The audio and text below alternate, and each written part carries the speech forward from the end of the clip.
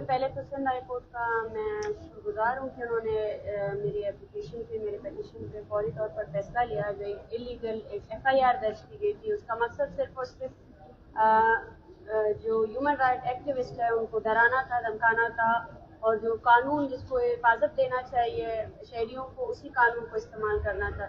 اس کے ساتھ ساتھ میں یہ بھی کہوں گی کہ اب میرا کیس اسلام آباد ہائی کورٹ میں بھی تھرسڈے کو لگا ہے چیف جسٹس کے سامنے, اور میں امید کرتی ہوں کہ جس طرح پوری دنیا ایویڈنٹ رہی ہے کہ نہ میرا نام ECL میں ڈالا گیا نہ ہی کسی اور لسٹ میں, مجھے انلیگل طریقے سے روکا گیا, نہ روکا گیا صرف بلکہ اسالٹ بھی کیا گیا, اٹیک بھی کیا گیا, میرا پاسپورٹ تک مجھ سے چھین لیا گیا, اور اس کے بعد FIR بھی میرے خلاف درج کی گئی.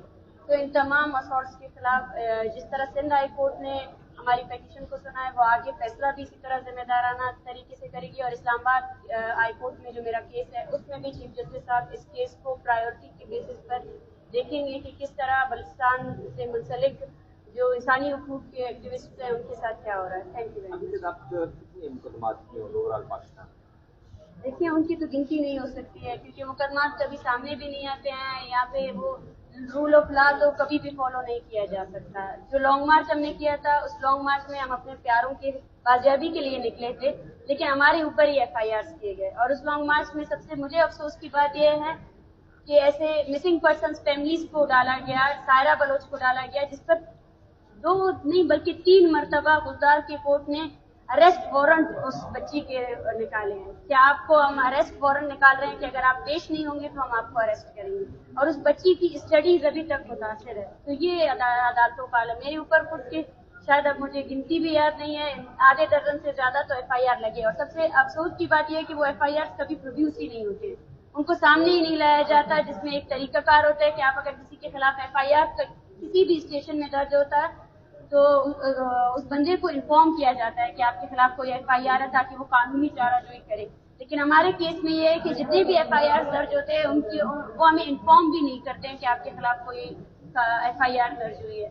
تو ہم اس چیز کو ابھی بھی چیلنج کر رہے ہیں, اور مجھے افسوس کے ساتھ یہ کہنا پڑتا ہے کہ گوادر میں جو راجی مچھی کے دوران ہمارا نیگوسیشنز ہوئے تھے گورنمنٹ آف بلوچستان کے ساتھ, ان نیگوسیشنز کو مکمل طور پر گورنمنٹ آف بلوچستان نے توڑ دیا ہے, جس میں جتنے بھی لوگ تھے جن کا نوٹیفیکیشن جاری کیا گیا تھا کہ FIR سکواش کی جائیں گی, ختم کی جائیں گی, لیکن ابھی ان لوگوں کو اریسٹ وارنٹس بھی مل رہے ہیں. اچھا, آپ کیا سمجھتے ہیں کہ سندھ حکومت ہی بلوچستان حکومت کے نقشے قدم پر چل رہی ہے, اور جو کچھ آپ کے ساتھ ہوا ایئرپورٹ پہ اور اس کے بعد جو FIR ہوئی ہے, آپ کیا سمجھتے ہیں کہ دونوں حکومتوں کا ایک ہی لاہے عمل ہے؟ دیکھیے میرے خیال سے نہ یہاں پہ سندھ حکومت ہے نہ ہی یہاں پہ بلوچستان حکومت ہے. یہاں پہ ایک ہی چیز ہے جو حکومت کر رہی ہے, اور وہ ہم سب کو پتا ہے کہ وہ کون ہے. پاکستان کی فوج ہے اور ملٹری ہے.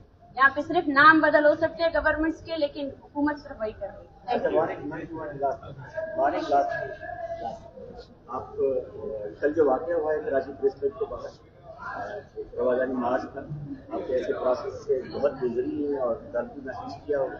کل آپ نے یہ تمام مناظر آپ نے دیکھے, آپ اس کے بعد کیا اس کے اندر کیا؟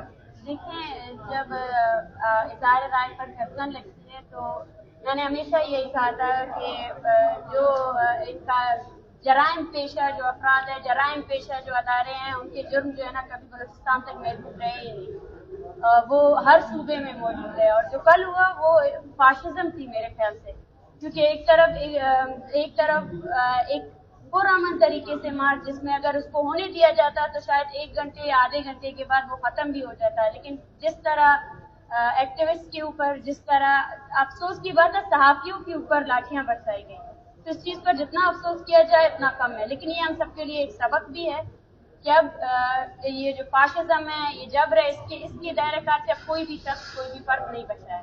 تو ہم سب کو اس کے خلاف منظم طور پر احتیاط کے ساتھ آواز اٹھانی چاہیے.